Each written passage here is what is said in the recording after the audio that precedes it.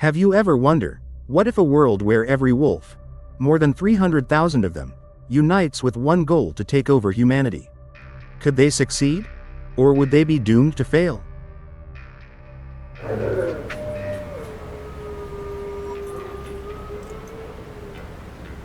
Wolves once roamed nearly every corner of the earth, but today, their numbers have shrunk, except in certain strongholds. Canada, Russia, Alaska. Here, the wolves still rule. But this takeover doesn't begin with just a few isolated packs. It starts with a shift, a moment where instinct becomes something greater. A shared purpose. Their numbers are already staggering, over 300,000 wolves worldwide. But what if something changed? What if they started hunting, not just in packs, but as a global force? At first, the change is subtle. Farmers in remote areas notice strange patterns, livestock disappearing overnight, but with no howls, no tracks, no traces. Security cameras capture eerie glimpses, wolves watching, waiting, moving with silent precision never seen before.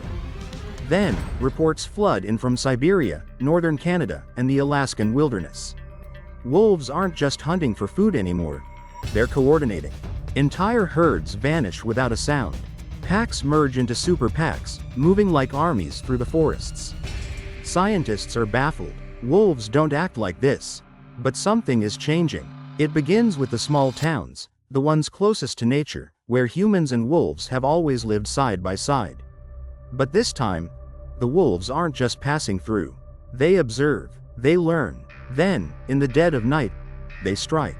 No warning, no howls, just silence, followed by chaos. At first, people think it's a series of freak attacks. But as the days pass, the pattern becomes clear. The wolves are expanding their territory. And they are doing it together. Panic spreads. Governments take action. Cities near wolf territory lock down. National guards are deployed. Scientists, biologists, and military strategists work together to understand what's happening. Can wolves really be organizing a coordinated takeover? The answer becomes terrifyingly clear. Wolves don't just use strength, they use strategy. They avoid open fights. They cut off supply lines, isolate key areas, and starve out human strongholds. The first city to fall?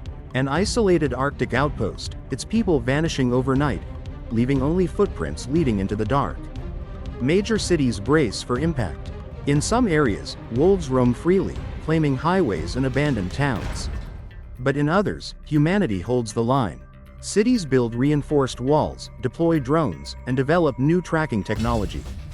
The war between human intelligence and nature's oldest predator reaches its climax.